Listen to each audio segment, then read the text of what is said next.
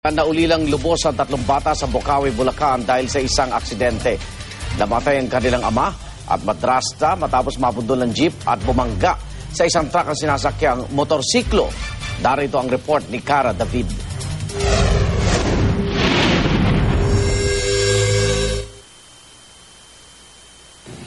Halos gabi-gabi may nababalitaan tayong aksidente sa kalsada. Ang di natin batid, panghabang buhay ang epekto ng marami sa mga aksidenteng ito. Tulad ng aksidente noong Sabado sa Bocaue, Bulacan, isang scooter ang nabundol ng isang humaharurot na jeep. Namatay ang 2 sakay ng motor matapos silang bumangga sa jeep at sa isang paparating na truck. Yung 2 PUJ, nagkakarerahan sa pagtakbo. Yung 2 jeep? Oo.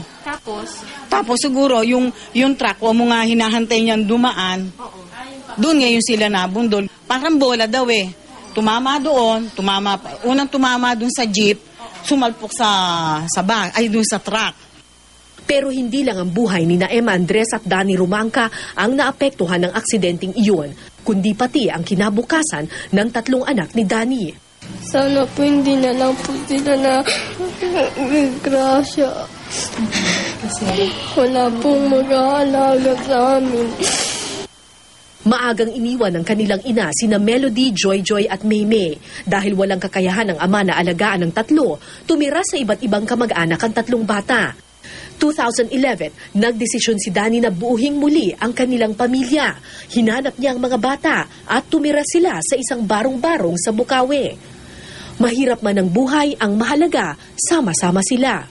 Kinuha po kami ng papa ko sa Bisaya. Ano sabi ni Papa?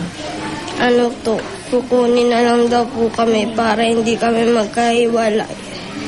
Pero isang aksidente lang pala ang kikitil sa pangako ni Danny. Ulilang lubos na ngayon ang mga bata. Sa ilalim ng batas, sino mang batang naulilang lubos ay responsibilidad dapat ng pinakamalapit na buhay na kaanak. Nagbigay na ng pinansyal na tulong ang may-ari ng nabundol na truck. Kung hindi binangga ng jeep, hindi tatama sa truck.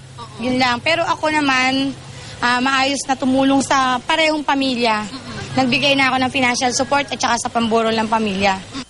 Nakakulong naman sa Bocaue Police Station ang driver ng jeep. Itinanggi niyang matulin ang takbo ng kanyang jeep. Giit niya, aksidente lang daw ang nangyari.